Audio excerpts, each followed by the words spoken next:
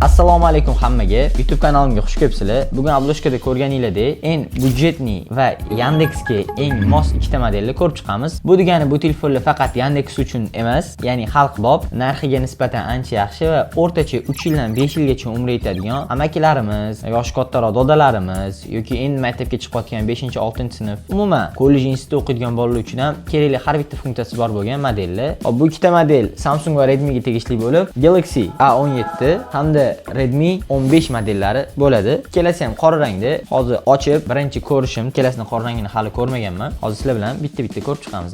Xo'p, Redmi dan boshlaymiz.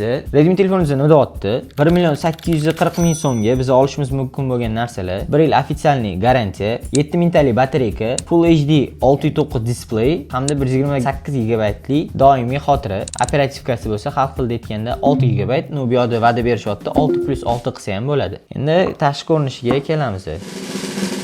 Xo'p, komplektatsiyasida o'sha Redmi'ning o'zini bazasiga mos chexollari, matvi korpusi yaxshigina baquvvat. Xo'p, taqib ko'ramiz.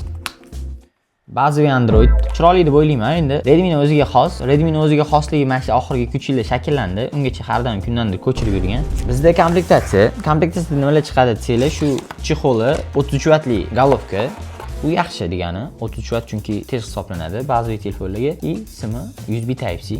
Yomon emas, boricha shu. Qolgani haqida qisqacha keyinroq to'xtalamiz. Hozir esa Samsungni ko'rib chiqamiz. Xo'p, ikkinchi apparatimiz Samsung Galaxy A17 modeli. Bu telefonda biz 2.120.000 ga xarid qilishimiz mumkin. Bu summaga nima olamiz desak, A16 bilan почти bir xil bo'lgan korpus, sal yaxshilangan sun'iy intellektli kamera, adashmasam 5000 talik yoki 6000 talik batareyka. Buni aniq bilmayman, lekin bu ofitsialniy O'zbekiston uchun chiqarilgan. Orqasiga ham opisiyalarda o'zbekcha yozilgan bo'ladi. Bilmasanglar bilganinglar yaxshi, Samsung birinchi O'zbekistonga kirgan telefon kompaniyalardan bittasi hisoblanadi. Shuning uchun mana galchkasi 1 yil kafolat Samsung o'ziga qo'yiladi. Buni kopiya qilib bo'lmaydi, lekin bozorlarda ehtiyot bo'linglar. Samsunglarni reyslari, eski yangi qilinganlari juda ko'p. Xo'p, bismillahirrohmanirrohim.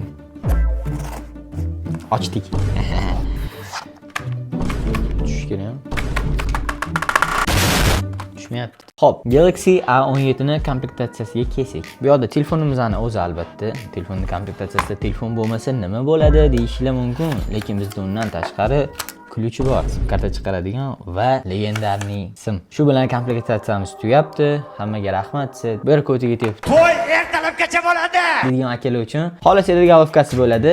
Bu hozir hech qanaqa sovg'a yoki bonus qilib berilmaydi. Samsung kayfiyatiga qarab ora-orada bonus qilib berishi mumkin. Ammo bu sotuvda bo'lgan payti $12, $10, 25 vattligi chiqadi. Buni afzalliklari nima desanglar, bu stabilizatsiyasi bor. Uyda to'k o'ynagan paytda telefoningiz kuymaydi. 20 soatdan ortiq telefon zaryadkada qolgan taqdirda ham batareykaga hech qanaqa zarari bo'lmaydi. Shu uchun buni sotib olishlarni maslahat berardim. Agar oldingi modelda olgan bo'lsanglar, o'rtacha 3 ta modelda almashtirishlarni maslahat berardim. Xo'p, bu galovkasi alohida sotuvda. Bu 1.120.000 dan tashqari. Bu Redmi dan qimmatroq, lekin operativniy xotira, основной pamyat batareykalari deyarli bir xil. Buni ikkita plusi kompaktniy, o'sha 7.5 mm deb jar solingan korobkasida, ya'ni bu tushunarli ustiga yozilgan konfiguratsiya. Bu demak, buni fishkasi degan ma'noni anglatadi. Xo'p, 7.5 mm li eniga qalinligidagi Samsungimiz, bu yoqda 8 yoki 9 mm li Redmi. Buni shu birinchi plusi aytganimdagi yuqori shu ingichkaligi va AMOLED ekrani deb o'ylayman. Samsung bu ekran bo'yicha qirol hisoblanadi. Ya'ni qirol, ana sizlar o'ylagan qirol emas. Sen UFC'da qirol bo'lmayman, oktagonda qirolman. Ikkita qo'chqorni kallasi bitta qozonda qaynamaydi. Bu yerda bitta qirol bo'ladi.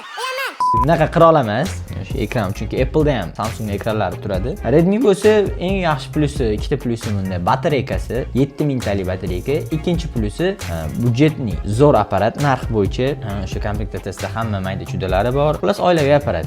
Men o'zim bizani oilada o'zi Redmi ko'p ishlatilgan. Men o'zim birinchi apparatim, yangi olgan birinchi apparatim Redmi Tor X bo'lgan. Uni oldlar, legendalar o'zi eslaydi, bilishadi u modellar. Endi o'rtacha funksionalga to'xtalsak, ikkalasida ham обычный protsessor, o'sha kerakli funksiyalar, GPS yaxshi ishlaydi, turish joylashuvi bu Yandexga kerakli bo'ladigan joyi. Bunisi 5G, bu ham 5G si regionga qarab bo'ladi, lekin qo'limdagi Galaxy A17 bu 5G emas, bu 4G. 5G bo'ladigan bo'lsa, korobkasiga yozib qo'yiladi. No, O'zbekistonda LTE+ ya'ni 4G+ ham yaxshi ishlaydi deb o'ylayman. Xullas, hozirgi kunda bu apparatlarda boricha aytadiganimiz shu. Bu 25 vatli quvvatlagich bilan birga ishlaydi. Bu bo'lsa 33 vatli komplektdan chiqqani bilan. Ikkala telefon ham yaxshi, batareykalari o'rtacha 1.5-2 kunga yetadi. Boshida olganinglarda hozirgi kunda bozorda sotuvda bozorda mavjud va bu narx atrofidagi boshqa modellar ham bor, ya'ni o'sha Techno, Infinix, undan tashqari yana bir ikkita modellar bor. Mana Honor misol uchun bularning klassiga kiradigan. Bu modellarni olganinglar yaxshi. Honor ayniqsa hozirgi kunda dostupniy bo'lib qoldi. Uni ham yaqin kunlarda obzorini chiqaramiz. Ammo bu narx atrofidagi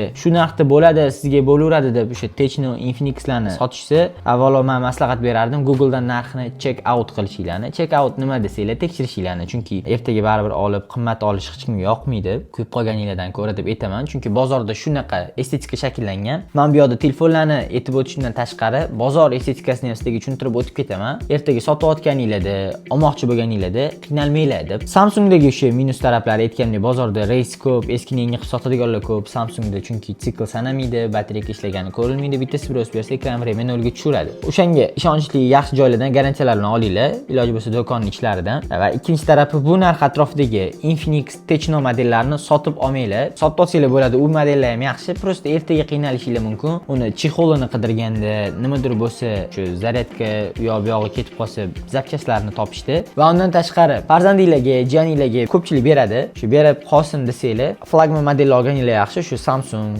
Redmi, Honor nimaga desanglar, qisqacha tushuntiraman. Bularning katta kompaniya, bularning IT komandalari har doim razrabotka qilib turadi, yangi obnovleniyalar kelib turadi. Bundan tashqari bularga yaxshi programmalar chiqib turadi. Honor ham Huawei-ga o'zi hisoblanadi. Huawei prosta sanksiya e'lon qilib, App Gallery qilib Play Marketdan chiqib ketgani uchun Honorni hozir kirgizdi. Unda Play Market bor. Shu 3 ta model o'zingizlarga, farzandingizlarga yoki misol yosh katta onajon, otajonlaringizga olib beradigan bo'lsanglar ham yaxshi uyaltirmaydigan model. Shu 3 tasini olganinglarni maslahat beraman. Qolgan modellarni ham olsanglar bo'ladi, o'sha imini o'zingizlarga yoqqani bo'lsa. Lekin aka, bu Redmidan bu yaxshi deb sotishsa, maslahatim ishonmaganinglar yaxshi. Agar shu modellar o'zi kerak bo'ladigan bo'lsa, ko'p o'ylashinglar shart emas, qatdan oling deb, albatta bu bizda mavjud. Ammo o'sha olmoqchi bo'lganinglarda ham sizlar qayerga murojaat qilishni bilinglar.